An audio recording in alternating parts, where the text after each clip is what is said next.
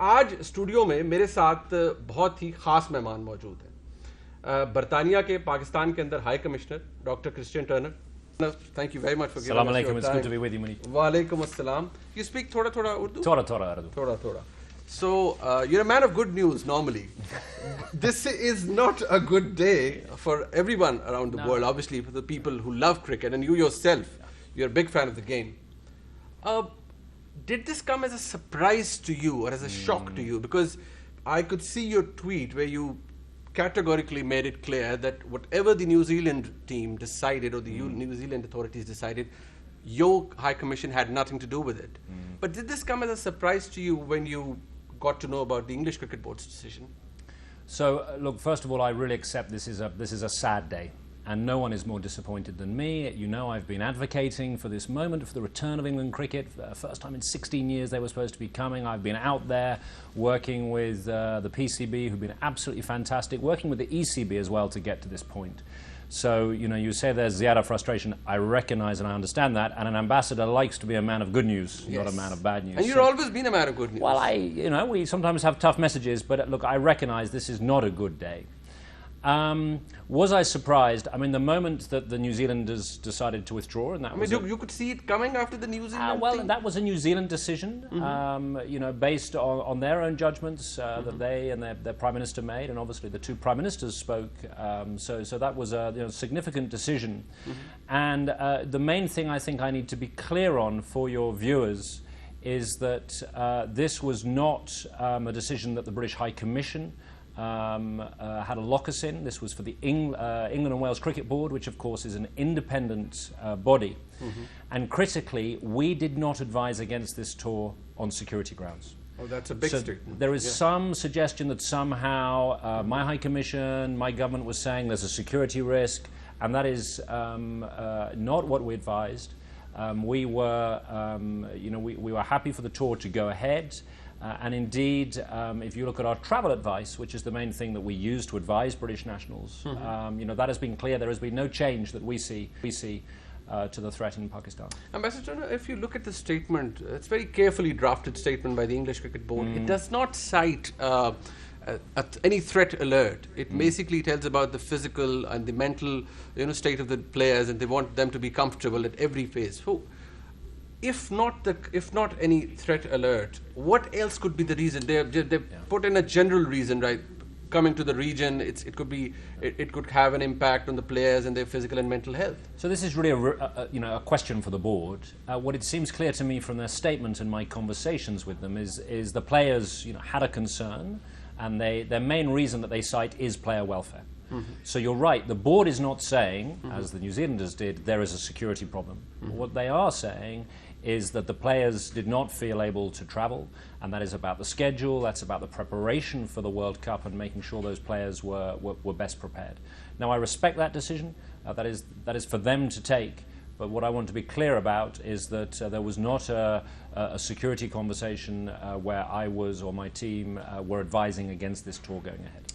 So, you know what achhi khabar is, but this was a buri khabar for Pakistani people and people all over the world who love the game of cricket. So, Pakistan's government, they've taken a stand. I'm sure, assume you know the person, Mr. Fawad Chaudhry is the Federal Information Minister. He tweets today in Urdu, and I quote, that a part of his tweet says that this is an international conspiracy against Pakistan. So are we being Pakistanis, are we right to assume or to believe that the English Cricket Board, the international cricket, has fallen prey to a conspiracy? So, Fawad Chaudhry is a good friend of mine. He certainly is. I don't want to disagree with him on your show. Look, I'm a great believer that often the truth is slightly more banal than the conspiracy. Clearly, there is a question of perceptions of Pakistan internationally. And actually, if you look at my role here as High Commissioner, from the day I arrived, I have tried to be clear about challenging those perceptions. It's not my job to be a cheerleader for Pakistan, it's my job to advance British interests. But where I see those perceptions differ, I like to call them out. So I changed the travel advice when I first arrived. You've seen me all around the country enjoying the Mazdar Khana, and you've enjoyed the level of hospitality. I have enjoyed the hospitality and everything about it. So I think what Fawad is trying to say is that there are these perceptions that make people nervous about coming. Now, my job is to give, actually, and I'm legally obliged to give advice to British nationals. And if I see a threat to British nationals, I can't say that's going to upset someone. I have to put that in my travel advice. And we can change our travel advice almost on a daily basis if we want. So, I don't recognize this big conspiracy, but I do recognize that there are perceptions that we have to keep working together to overcome and show that the Pakistan of 2021 is very different from the Pakistan of 2001. And that is very relevant as we see. And we have come a long way. Pakistan has come a long way. I would agree with that. I think credit to the security apparatus. Indeed. Lives lost, Yes. Hard fights fought.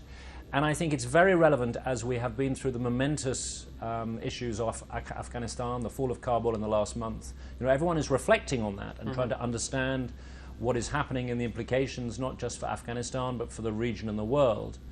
And I would observe that the way in which our two countries are working on these issues is very aligned. We want the same thing. We want stability, we want peace, we don't want terrorist attacks. Great. So actually we must be together. So, Ambassador Turner, here we are today. I mean, the English Cricket Board pulls out of this tournament. Obviously, we're not having the matches next month. And there is a series, there are matches lined up for 2022. So what do you foresee? All going good towards that? So look, we have got to redouble our efforts to work together, and I will do that with Ramiz Raja, with Wazim Khan. They have done an extraordinary job, Ehsan Mani before Ramiz. My commitment is I'm still determined to be celebrating here when England cricket returns. There is a full commitment which the ECB reaffirmed in their statement yesterday to a full tour, all formats in the autumn of 2022. That is going to be a massive occasion next year, so I really see a confident path towards that. And I just wonder, and Ramiz hinted at this, whether the best reply to this sad day will be from the Pakistani players themselves. Yes. Who, when they get Indeed. to the World Cup, Chaka Lagaka, they're going to be feeling. Now, when the going gets tough, the tough gets going. They want to show what they can do. Pakistan's team needs to exhibit that. Towards the very end, obviously, since you're a man of good news, you gave us a good news. I mean, Pakistan is finally off the red list. What next for the people who intend to travel to United Kingdom, and how is it going to be now? So this is good news, and I know this also has been very tough. I really wanted this to be attributed to you. I mean, you are kind. Look, it's the centerpiece of our relationship. It's the close links between the two populations, and we are like this together. Indeed. Many travelling back and forth. So as of next Wednesday, I think it is it is today. Forgive me. I am behind. It is the 22nd. Those rules will change, and people will be able to return. And then from the 4th of October, actually the amber list, which Pakistan is on for the next 2 weeks, disappears, and the requirement will be vaccination for entry.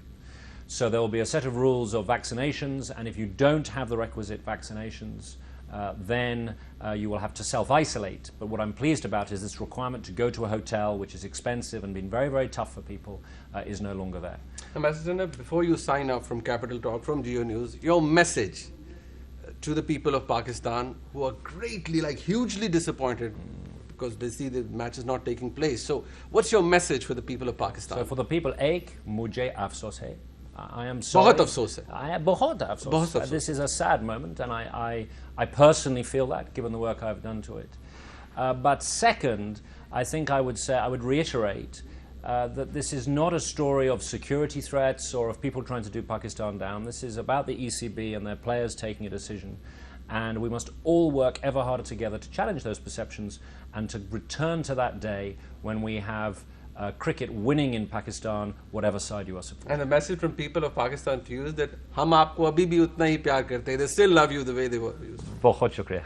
That's very kind of you, Ambassador. You've given us your time.